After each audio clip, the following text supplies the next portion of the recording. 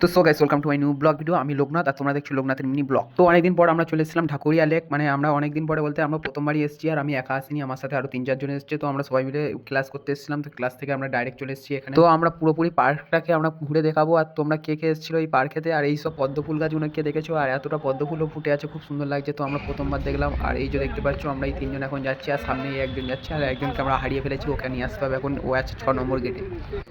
দেখতে পাচ্ছ পদ্ম ফুল দেওয়া আছে এখানে, পদ্ম ফুল গাছ কতটা এরিয়া দেখতে পাচ্ছ। জয় শ্রীরাম, জয় শ্রীরাম। পদ্ম ফুল চিহ্ন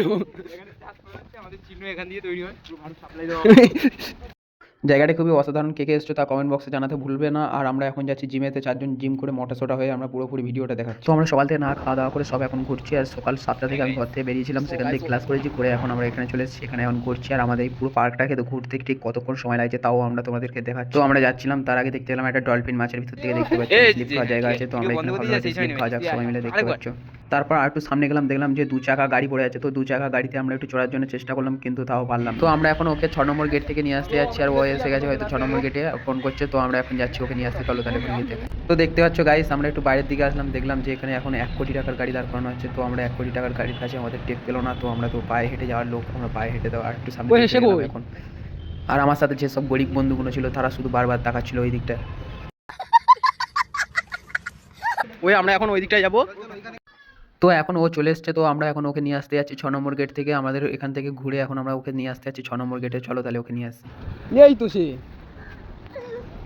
এখান থেকে গেছি, আমরা দেখেছি কি নিয়ে এসেছি। ও এই মালটাকে এতক্ষণ ধরে খুঁজে খুঁজে নিয়ে আসছিলাম।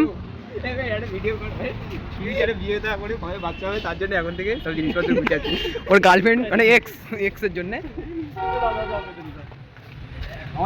একটা বুটের লেস, সেই বুটটা ওর বুটের দড়ি নিয়ে দেখতে পাচ্ছ ওর গার্লফ্রেন্ডের গিফটের মাঝে, বাচ্চা কাছে কবে হবে যায় না মাঝে। তো আমাদের এখন ঘোরা কমপ্লিট হয়ে গেছে, আমরা এখন বাড়ি যাই। আর তোমরা চ্যানেলটাকে সাবস্ক্রাইব করে আমার সঙ্গে থাকতে ভুলবে না। কে কে এখানে এসেছো তা কমেন্ট বক্সে জানাতে ভুলবে না।